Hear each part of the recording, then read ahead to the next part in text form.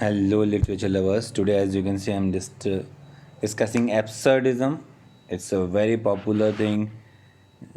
The first time I started studying it, really shocked me. I couldn't understand what it is all about. Well, absurdist fiction is a genre of literature that arose in around 1950s and 60s and is predominantly in France and Germany and prompted because of the post-war disillusionment.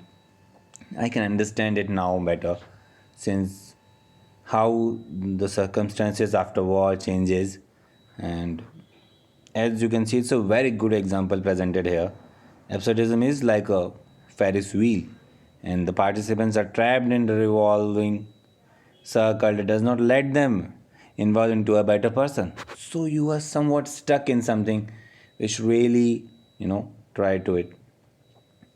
The background of the absurdist fiction is founded in influences from the surge in Romanticism in Paris in 1830s and the collapse of religious tradition in Germany, and the social and the philosophical revolution was led by Kierkegaard and Friedrich Nietzsche.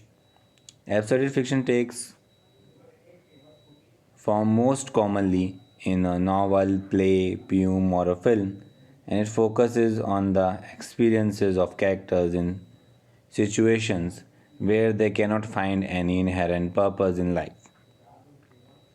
So we can understand the purpose is lost, and because of the circumstances, difficult circumstances, we lost our purpose, the motive of living, and most often presented by ultimately meaningless actions. No doubt, if you have lost the purpose of living, you must have lost the meaning of your life and events, and they call into question the certainty of existential. Now, here, absurdism is connected with existentialism, and the concept such as truth or value is being lost. So, the common elements in absurdist fiction include satire, no doubt, dark humor, incongruity, the abasement of reason, and the controversy regarding the philosophical condition of being nothing. That nothingness is the key of the factor involving it. Absurdist fiction is in play form is known as Absurdist Theatre, so we can read it clearly. And both genres are characterized by a focus on the experience of the characters centered on the idea that life is incongruous, incongruable, and meaningless. So, the meaningless, the nothingness, and the trap of feeling the life in the world, that is the key factor that really lacking about the fantasy, the fact, somewhat the blackness is there, this emptiness that really haunts. The integral characteristic of absurdist fiction involves the experience of the struggle to find an intrinsic purpose in life. What is the purpose of your life? That is the key from where you can evolve first. This is depicted by the characters in their display of meaningless actions in the futile events they take place. The actions are meaningless, the events are futile totally. So these are the things that really, act as a part of it. The absurdist movement is known to be an extension of the existentialism movement.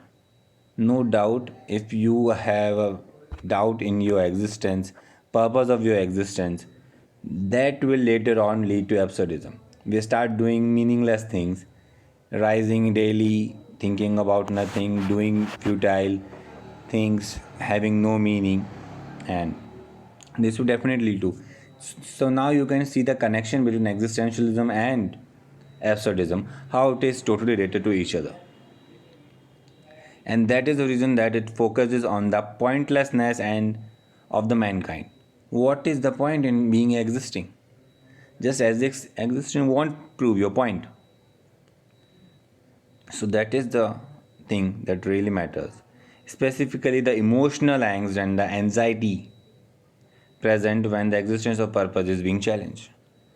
More importantly, the pointless of living and the emotional and anxiety purpose that really haunts.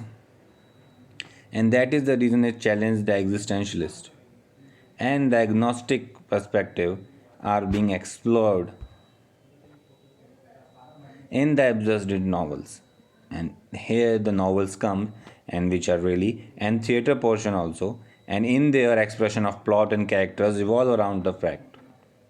The major absurdist fiction center work involves Franz Kafka, my personal favorite, great works, Albert Camus, another Samuel Beckett, another very famous work, and Eugene Ionesco. All of them have really proved how great these works are. I hope you must have got an idea. Thanks for being part of it. Thank you.